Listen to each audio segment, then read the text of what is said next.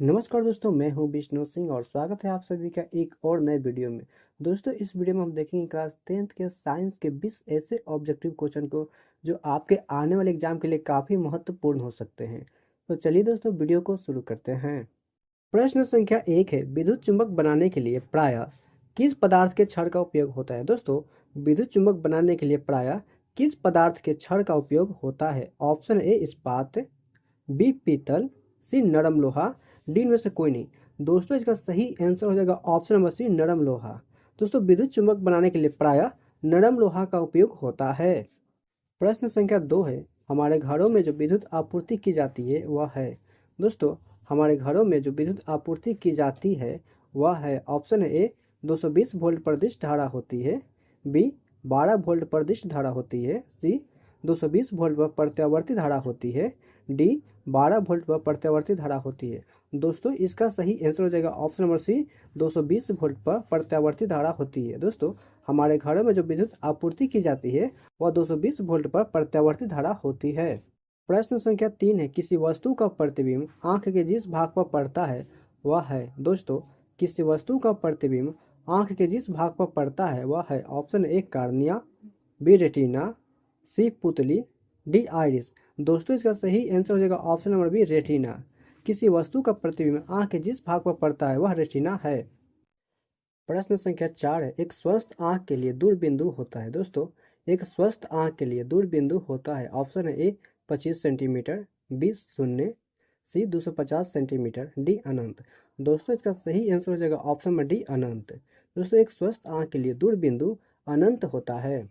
प्रश्न संख्या 5 है, जीवाश्म ईंधन की ऊर्जा का वास्तविक स्रोत है। दोस्तों, जीवाश्म ईंधन की ऊर्जा का वास्तविक स्रोत है। ऑप्शन ए नाभिकीय संलयन, बी चंद्रमा, सी सूर्य, डी में से कोई नहीं।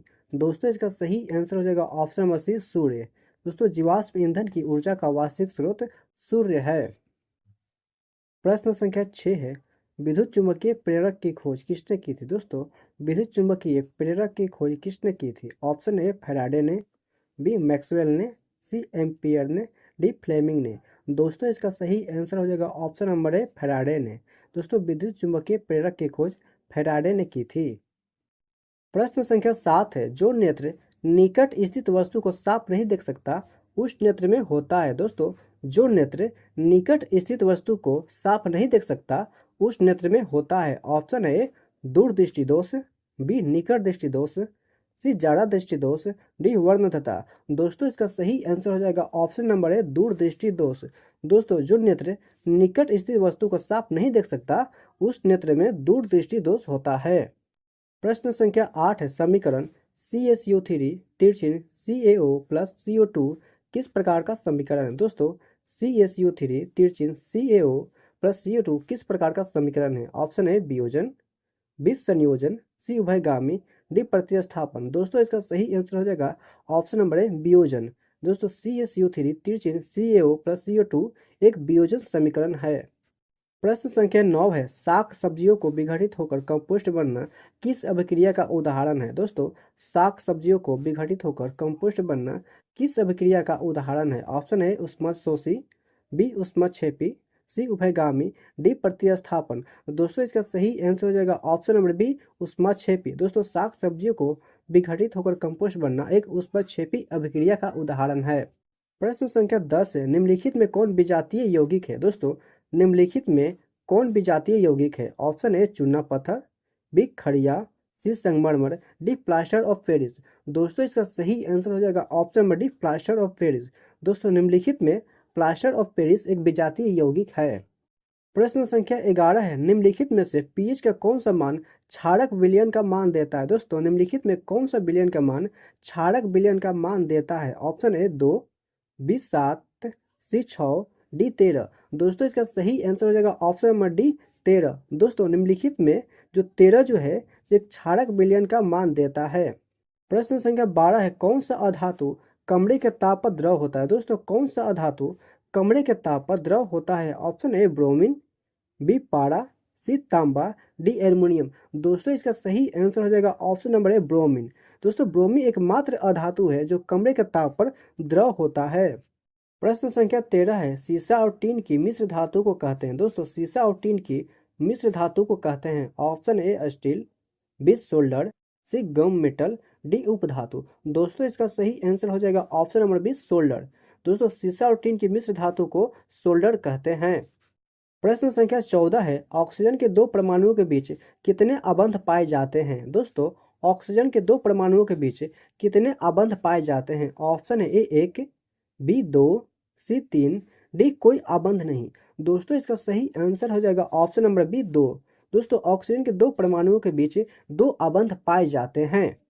प्रश्न संख्या 15 है, निम्नांकित में से किसे आप उपभोक्ता की श्रेणी में रखेंगे? दोस्तों निम्नांकित में से किसे आप उपभोक्ता की श्रेणी में रखेंगे? ऑप्शन ए हरे पौधे, बी नील हरित शैवाल, सी जंगली जानवर, डी फूल और पत्ते। दोस्तों इसका सही आंसर हो जाएगा ऑप्शन नंबर सी जंगली जानवर। दोस्तों निम्नांकित में जंगली जानवर जो है उपभोक्ता की श्रेणी में आएगा। प्रश्न संख्या 16 है, कवक में पोषण की कौन सी विधि है? दोस्तों कवक में पोषण की कौन सी विधि है? ऑप्शन ए स्वपोषी, बी मृतजीवी, सी समभोजी, डी इनमें से कोई नहीं। दोस्तों इसका सही आंसर हो जाएगा ऑप्शन नंबर बी मृतजीवी।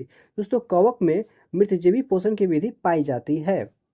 प्रश्न संख्या 17 है, मुकुलन द्वारा प्रजनन किसमें होता है? दोस्तों मुकुलन द्वारा प्रजनन किसमें होता है? ऑप्शन है ए अमीबा, बी ईस्ट, सी मलेरिया, डी पैरामीशियम। दोस्तों इसका सही आंसर हो जाएगा ऑप्शन नंबर बी ईस्ट। दोस्तों मुकुलन द्वारा प्रजनन ईस्ट में होता है। प्रश्न संख्या 18 है, मानव में डायलिसिस थैली है? दोस्तों मानव में डायलिसिस थैली है? ऑप्शन है ए नेफ्रॉन, बी न्यूरॉन, सी माइटोकॉन्ड्रिया, डी इनमें से कोई नहीं। दोस्तों इसका सही आंसर हो जाएगा ऑप्शन नंबर ए नेफ्रॉन। दोस्तों मानव में डायलिसिस थैली नेफ्रॉन है। प्रश्न संख्या 19 है, पुष्पी पौधों में लैंगिक जनन किसके द्वारा होता है? दोस्तों पुष्पी पौधों में लैंगिक जनन किसके द्वारा होता है? ऑप्शन ए पत्तियों द्वारा, बी तने द्वारा, सी फूलों द्वारा, डी बीज द्वारा। दोस्तों इसका सही आंसर हो जाएगा ऑप्शन नंबर सी फूलों द्वारा। दोस्तों पुष्पी पौधों में लैंगिक जनन फूलों द्वारा होता है।